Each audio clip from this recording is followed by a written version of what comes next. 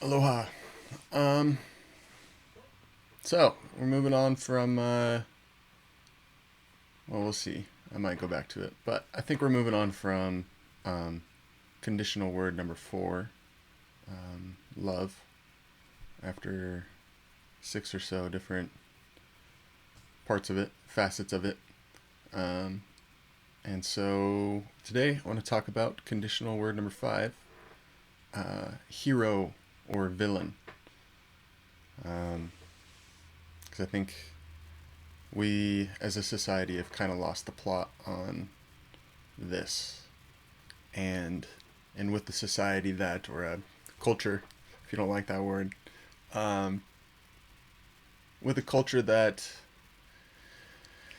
I don't know, I think all humans are pretty idolatrous, but we seem to be pretty bent on this whole hero worship thing.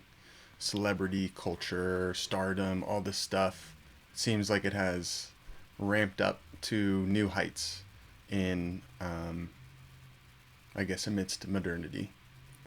Um, and so, yeah, let's. I want to give my perspective, at least, the way that I see it, and how it is not the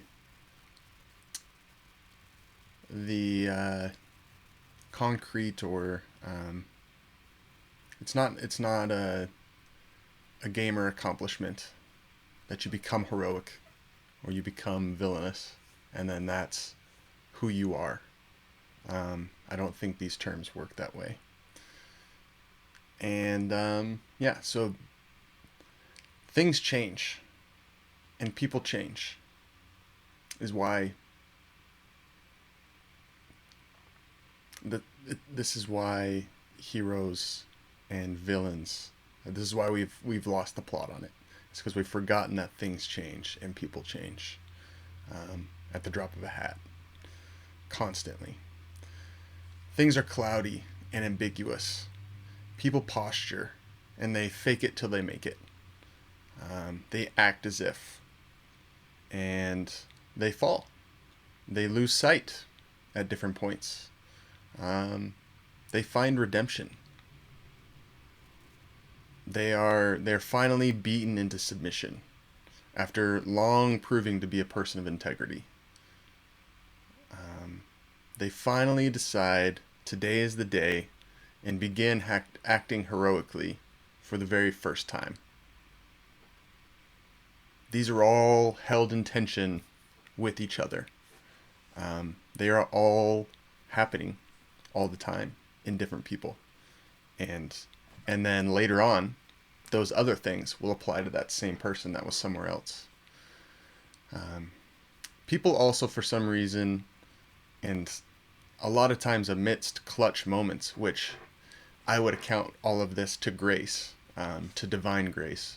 But yeah, in these clutch moments, people make surprisingly noble and heroic decisions that would seem to go completely against their character.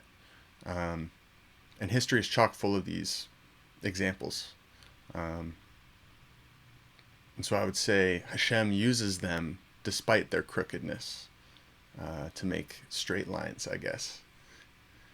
They momentarily exemplify a virtue or exist a way we all wish we existed.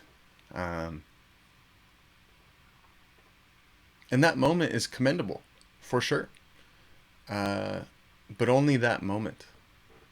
Because only that moment is to commend. That moment is the only time that it's competent. Um, if you extend it beyond that moment or before that moment, if it's not actually fitting, then it's just romanticism and um, and perhaps idolatry, perhaps a pedestaling, and letting one action think, one moment's decision, um, cloud or conceal or cover, or yeah, uh, supersede the vast majority of someone's journey.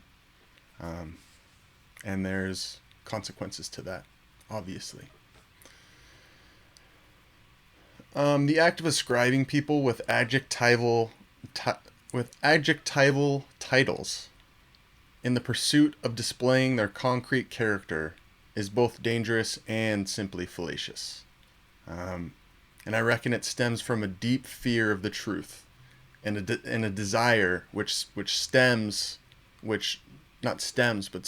up from this fear. And a desire for an Ebenezer stone of a person that surely is and always will be a hero. But this Ebenezer stone will never truly be found in any human.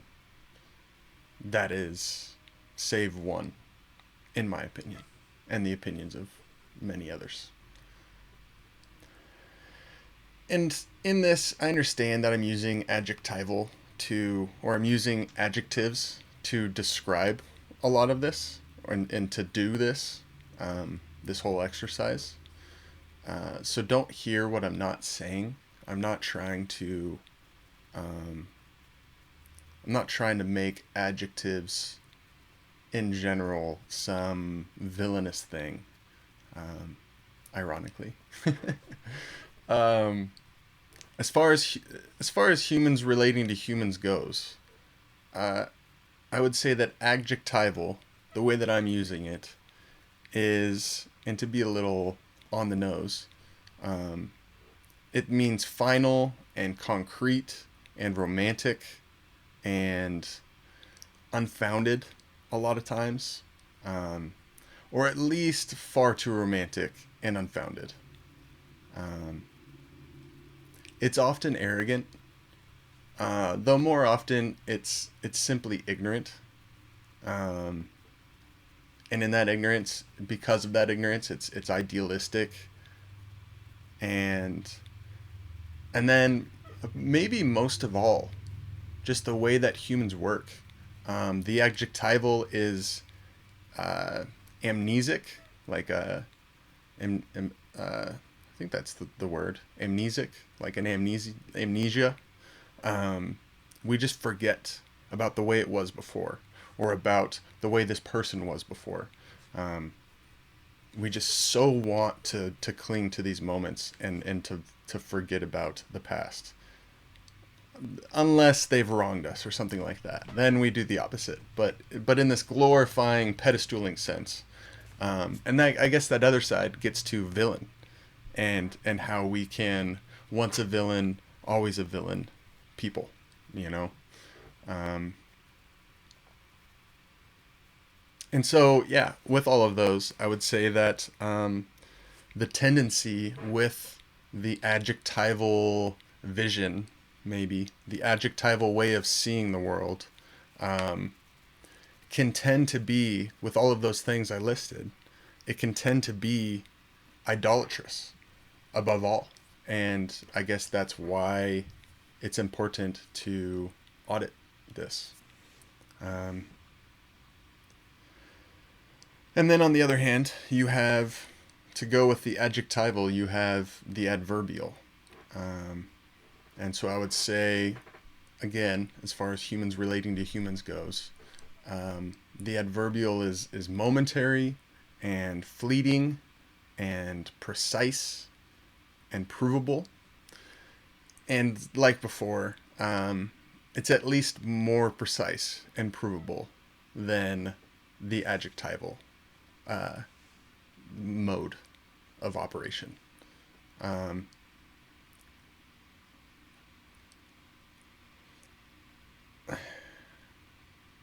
guess I would say it's intentionally humble. I don't think it's always intentionally humble, but it's more prone to being intentionally humble. But sometimes it can be kind of it can be villainously cynical as well. Perhaps someone has displayed integrity and has displayed valor or some kind of virtue or some kind of adverbial thing that they've actually done it, and they've actually not done it, but are doing it, and have embodied this virtue. So it's a consistent thing that they're doing. It's not a fluke that happened one time. And so, yeah, I guess, I don't know.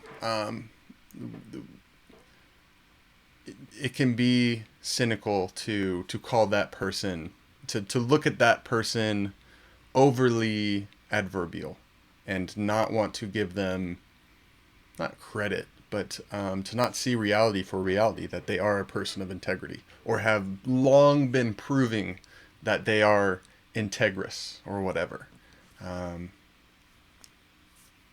Yeah, and so I would say it's also honest, or all of this is prone to be this way, not concretely this way.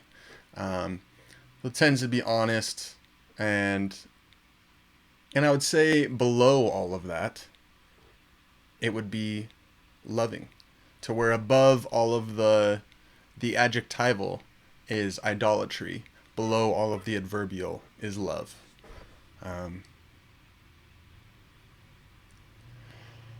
Yeah, so I would say the line between hero and villain is quite thin. It's